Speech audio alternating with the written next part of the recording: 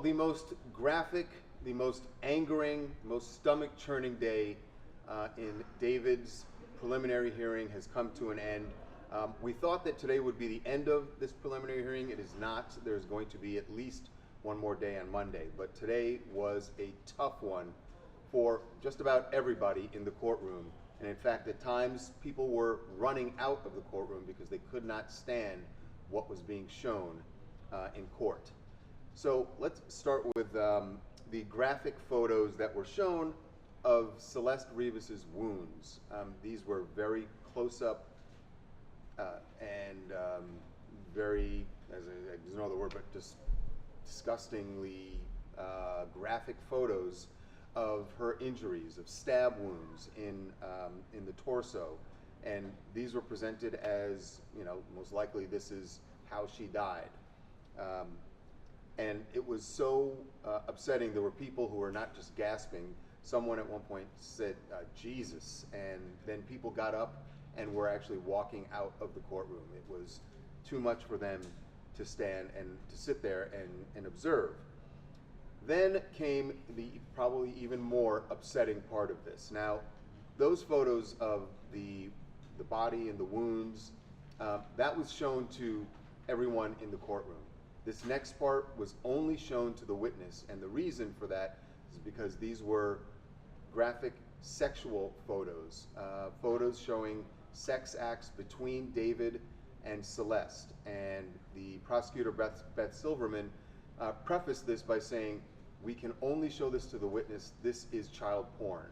We're not going to play this we're not going to show these in open court. So only the witness, who was the LAPD detective who recovered David's phone.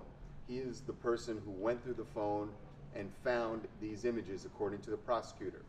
And these images were showed, I can't even describe it to you. We have the details of it, but I feel I wouldn't want to say it. But there was very detailed testimony about what these photos showed. Celeste in different sexual different sexual acts, David performing different sexual acts, and the prosecutor made a point multiple times of saying, in these photos, what you're seeing is David at the age 19 and Celeste age 13.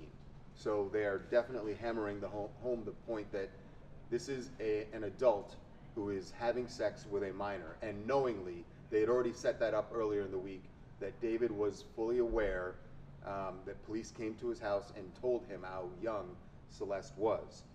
So the prosecutor, before showing those photos, in addition to telling the court that they were not going to show them to everyone in the gallery, she warned Celeste's family. Beth Silverman turned to her family and said, I don't want you to see this.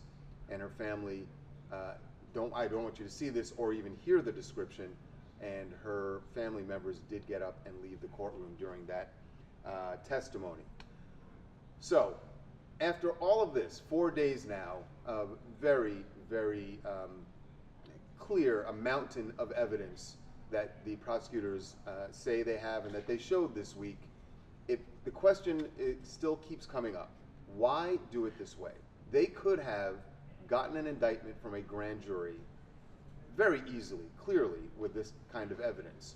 So why do the preliminary hearing for 4 days, and now will be at least 5 days, of rolling out all this evidence and having the public know about this? The difference is, if you did it with a grand jury, it's done in secret, only the grand jury sees it, there's no publicity about all of this evidence. In the preliminary hearing, you get much more attention, and you are also sort of laying out all the salacious details of this case. What does that mean? Look, we fully expect that David, the judge, is going to, at the end of this, say, yes, there's enough evidence for David to stand trial for Celeste's murder. And now, because they have laid out, the DA's office has laid out all this evidence, it is a much more salacious trial that will get a lot of attention. It will get national attention, clearly. That's one reason. The other reason could be to put pressure on David's defense team to tell him we should be taking a plea deal. You saw all the evidence during the hearing. David was sitting in court. They've got too much evidence. We should go to them and try to get a plea deal. Now, to that point, what would that plea deal be? Everyone expects there is enough evidence here that the DA could go for the death penalty. I kind of think, seeing this evidence, that Nathan Hochman will want to go for the death penalty if David is convicted. And I think that's another reason why you have this preliminary hearing and throw out to the public this really stomach-churning evidence. And the reason you do that is you are trying to justify why you would go for the death penalty. Remember, David is 19 years old at the time these crimes, or he's allegedly committing these crimes. And there's a feeling that a lot of people have that you should not, that someone that young should not be given the death penalty. Well, I think if you put out the evidence that they have this week, you are saying this person, if convicted, should get the death penalty. And that's one reason why doing the preliminary hearing this way might work better. That might be why the DA's office opted for a preliminary hearing instead of the indictment through a grand jury where all of this would have been secret. So it's got to be, I think, one of those three things. It's to show the salacious nature of this, to get more attention for the trial, or to justify the death penalty, or to put pressure on David's defense team to accept a plea deal. Maybe a plea deal where they say, we'll give him life in prison without the possibility of parole, but the death penalty gets taken off the table. It could be one of those three.